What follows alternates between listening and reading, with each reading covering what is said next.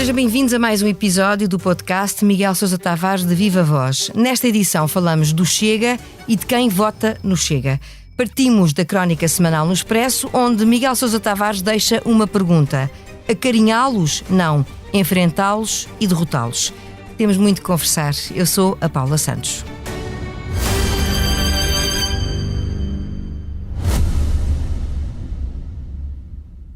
Subscrever o Expresso é ter acesso à melhor informação, a uma vasta oferta de conteúdos exclusivos e à opinião de referência.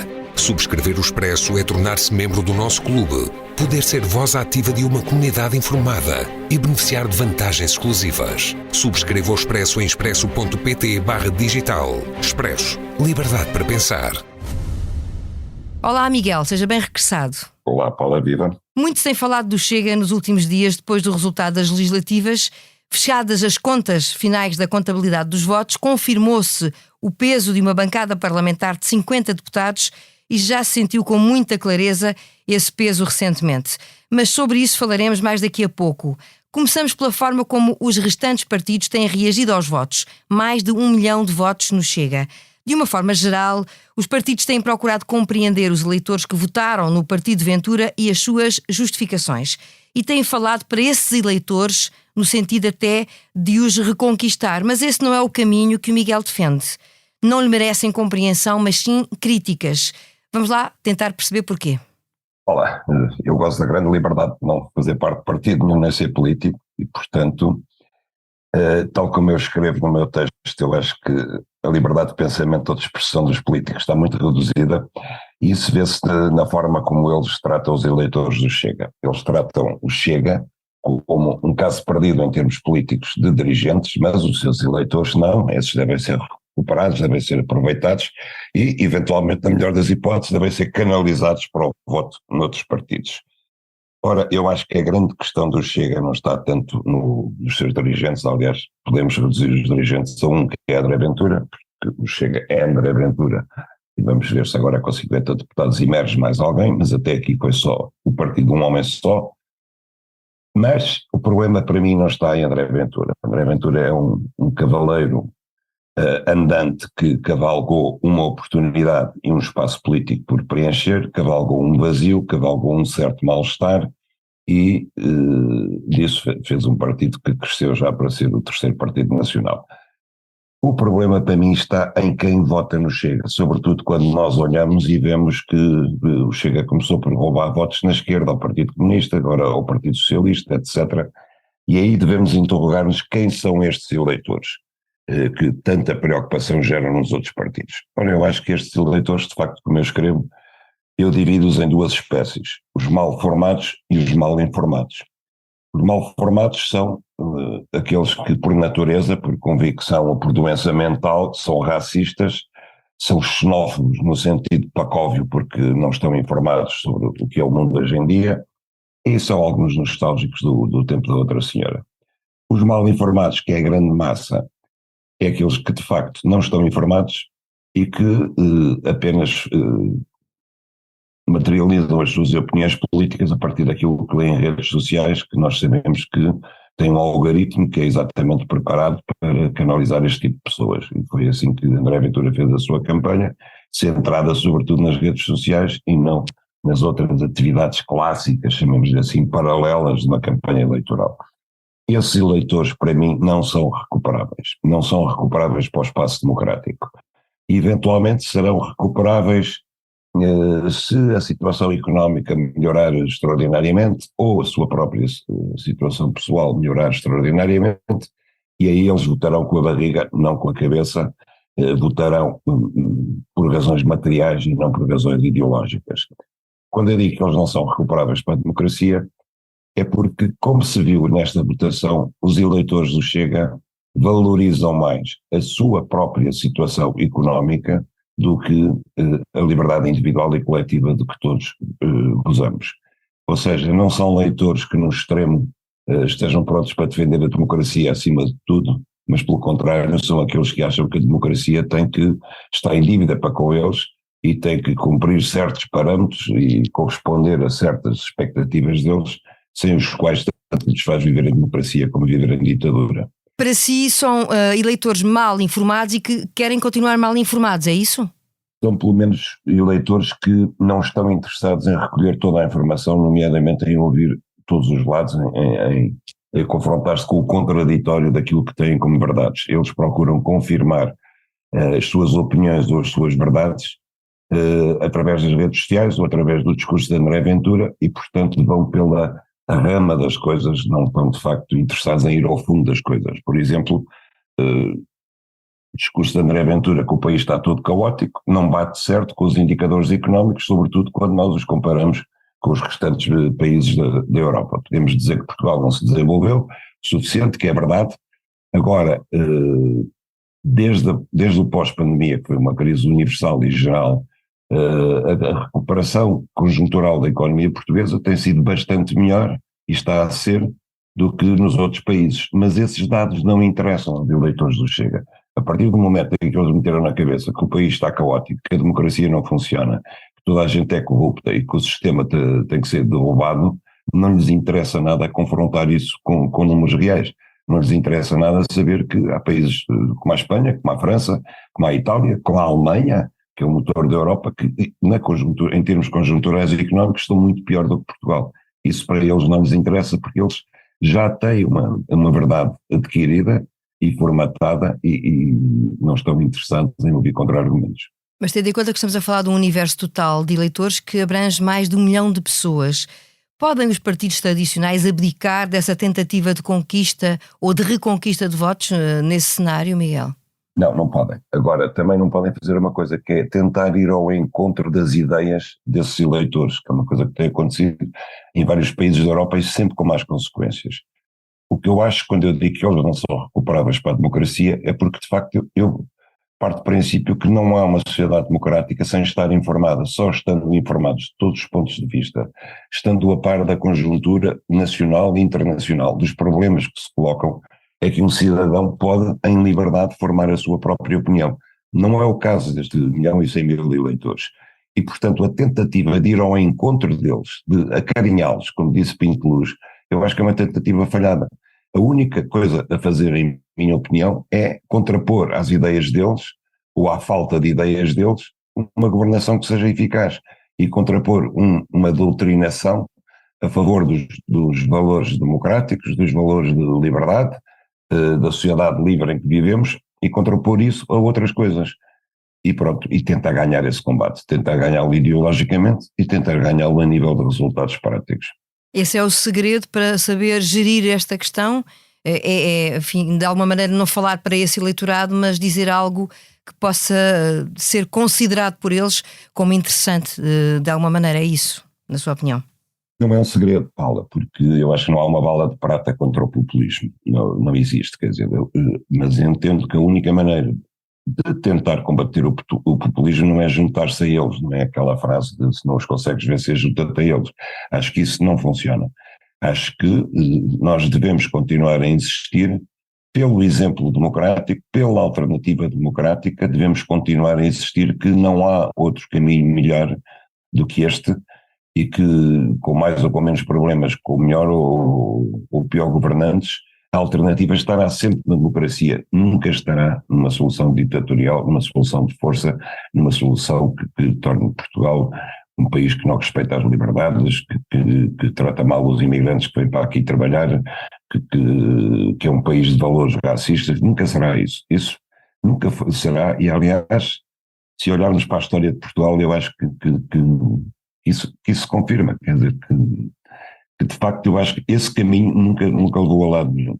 É extraordinário que 50 anos depois do 25 de Abril ainda tenhamos que estar aqui a discutir questões que para mim são básicas e que eu acho que deveriam ser básicas porque são os fundamentos da sociedade em que vivemos e é isso aí que nós temos que fazer fim-capé e dizer esta é a sociedade em que nós queremos viver. Há 20% de portugueses que não entendem, mas há 80% de portugueses que o entendem. Por enquanto, são 80% e quem temos que caminhar são esses. Acha que esses 80%, para concluirmos o tema, são portugueses negligenciados pelos políticos? Não são negligenciados, mas Paulo, é impressionante porque eu estive fora de Portugal 12 dias e desembarquei no aeroporto, olhei para um ecrã de televisão e lá estava o André Ventura. a última imagem que eu tive quando me fui embora, a primeira que eu tenho, eu acho que, eu francamente, para mim já chega de Chega. Estou farto de ouvir falar do Chega. Acho que é centrar todo o debate político à roda do condicionamento a que o Chega traz toda a gente, todos os partidos, todas as soluções, todos os problemas, é demais. Quer dizer, concentremos-nos nos outros que não são eleitores do Chega, concentremos-nos em resolver os problemas de todos sem discriminação e deixemos o Chega a berrar, a gritar e deixemos os seus eleitores convencidos que aquilo é uma solução milagrosa. Agora, não podemos continuar, acho eu, todos os dias dependentes daquilo que André Ventura vai dizer ou vai fazer, daquilo que o Chega promete ou deixa de prometer. Acho que, de facto, a luta política tem que ser feita, e quando eu falo de luta política não é apenas da parte do setor político, é também dos cidadãos, da comunicação social, das organizações cívicas, tem que ser feita em função dos valores da democracia e a pensar essencialmente naqueles que acreditam na democracia, que são 80%. A verdade é que esse olhar para o Chega tem sido incontornável, até por ter marcado a agenda dos últimos dias. E é disso que falamos a seguir, nomeadamente aquilo que aconteceu nestes últimos dias no Parlamento. Aguiar Branco é o novo Presidente da Assembleia da República, só conseguiu ser eleito à 4ª tentativa e por mais de 24 horas o processo esteve bloqueado e sem uma solução clara à vista. E claro que isto andou tudo à volta também do papel do Chega. Miguel, que lições é que se podem retirar dos acontecimentos desta semana? Bom, eu penso que o Chega acabou por condicionar uma coisa, porque desde o início o Partido Socialista não esteve pronto para viabilizar a eleição de Aguiar Branco, que eu acho que devia ter feito. E essa é a tradição da Assembleia da República, desde há muitos anos. O partido vencedor indica o Presidente da Assembleia, a seguir o primeiro vice-presidente é indicado pelo primeiro partido da oposição, pelo segundo maior partido e por aí fora. Acho que o Partido Socialista devia ter feito isso, e eu espero que o Partido Socialista não caia durante todo o tempo que durar a legislatura, que ninguém sabe, serão 3, 6 meses, 4 anos, etc., mas que não caia na tentação de estar permanentemente a ser marcado e a fazer marcação ao Chega, ou seja, porque isso é o jogo que André Ventura quer, e viu-se com o desfecho do acordo feito entre o PS e o PSD para a presidência da Assembleia, viu-se que André Ventura apareceu logo a dizer, bom, está tudo esclarecido, o PS juntou-se ao PSD, a única oposição que há é a nossa. Ora, o Partido Socialista não se pode deixar levar para esse jogo, não pode deixar-se condicionar por esse jogo e tem que entender que em questões que são essenciais e estruturantes para a democracia, como era, por exemplo, a eleição de Presidente da Assembleia da República, não pode ficar na retranca, digamos assim, a ver o que é que o Chega vai fazer para depois fazer ele próprio diverso. Isso não pode ser. O Partido Socialista tem que ter ideias claras sobre onde estão as diferenças que farão dele o maior partido da oposição e onde estão as necessárias coincidências com o PSD naquilo que é essencial para a sustentação do regime em que vivemos. E o PSD geriu bem este dossiê? Também não, porque também é aquela coisa de Luís Montenegro não falar diretamente com Pedro Nuno Santos e mandar os seus ajudantes para o terreno. Eu acho que não é uma maneira, digamos, uma maneira bonita de fazer as coisas. A maneira bonita de fazer as coisas é, eles estão com um problema ali para eleger o Presidente da Assembleia da República, o PSD precisa dos votos do PS, portanto falam diretamente um com o outro. Entendem-se. Agora, este medo do Chega, este condicionamento de todos em relação ao Chega, isto é que tem que acabar. E no fundo, Paula, é isso, o essencial do meu texto é isso, quer dizer, é concentrar-nos naqueles que não fazem parte do universo da extrema-direita populista e servi-los a eles. Servi-los nas soluções políticas, servi-los na solução do governo, etc. É claro, e é óbvio, que há numerosas divergências entre como é que se governa Portugal. O PSD tem um programa, o PS tem outro, a extrema-esquerda tem outro, etc. Mas tem que haver questões essenciais em relação às quais não se pode haver hesitações. Mudamos de rota nesta edição, seguindo para o improviso. O Miguel acaba de regressar de uns dias no Brasil, onde está, nesta altura, Emmanuel Macron em visita de Estado. Encontrou um país mais reconciliado com o seu passado político? Sim, Paula, sempre que desde há muitos anos eu vou todos os anos ao Brasil e, portanto, eu sigo a cena política brasileira muito atentamente e, de facto, encontrei um país muito mais descontraído, muito mais distendido em relação àquilo que foi a grande divisão da última eleição presidencial, que de facto dividiu o Brasil ao meio, não apenas nos eleitores, mas dentro das próprias famílias. Eu assisti a isso pessoalmente, famílias que deixaram, por simplesmente, de falar de política uns com os outros, houve amigos que fizeram a mesma coisa, o Brasil partiu-se rigorosamente ao meio.